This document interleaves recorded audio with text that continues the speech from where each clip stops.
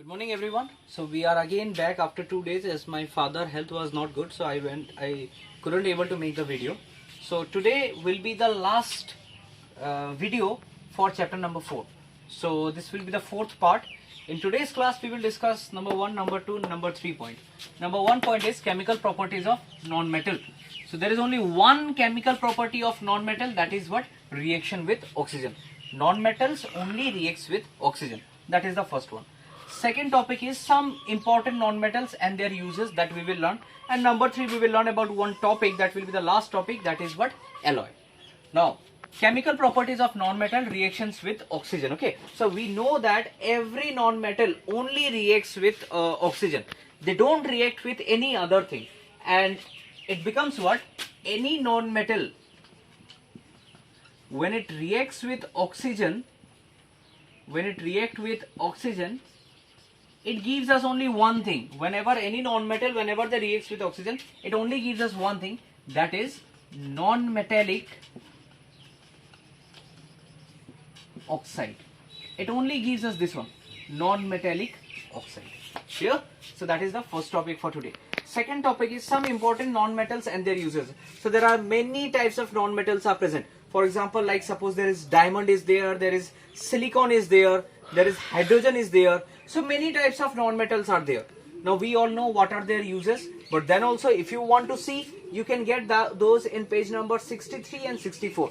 In page number 63 and 64 you will find out that there are different types of non-metal and whatever their uses is. For example, suppose there is one non-metal, that is the graphite, and we all know that graphite is used in the pencil.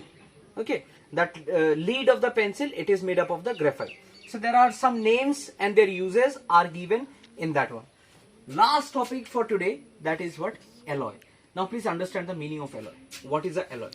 Alloy is what? It is a mixture of two different types of metals, or otherwise it will be a mixture of a metal with a non-metal. Whenever we mix two different types of metal, we get an alloy. Whenever we mix a metal and a non-metal, then also we get one alloy.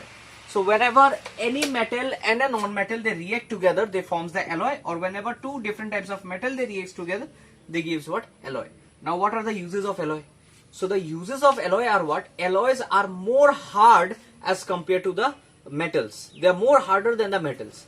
And another property of alloy is what? They can do all the work that a metals does, and they don't get corrosion, or you can say they don't get rusting. They are rusting free. They don't get easily destroyed. Metals, they can get rusting, but alloy will never get rusting. So that is the advantage of alloy over the metal, and because of that only we use different types of alloy. Nowadays the vehicle, the spokes of the vehicle, they are made up of what? Alloy. Wheels are made up of alloy. Earlier days it used to be made up of what? Metals. Okay, so these are the today's topic. First we have learned about the chemical properties of non-metal, where we learned that the non-metal only reacts with oxygen. Whenever any non-metal reacts with oxygen, it gives us non-metallic oxide.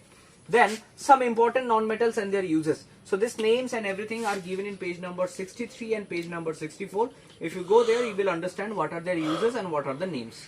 Then the last one, that is the alloy. We have understood about the alloy. If we mix two different types of metal, we get the alloy, or otherwise if we mix a metal with a non-metal, then also we get the alloy. And the uses of alloy are what? They don't get rusting, so they can last for a many long year as compared to the metals. So this many things are for today's one. So with this we have finished the unit test syllabus. This many chapters I have given for unit test also. So from tomorrow onwards we will start a new chapter, that is chapter number 5. Thank you everyone.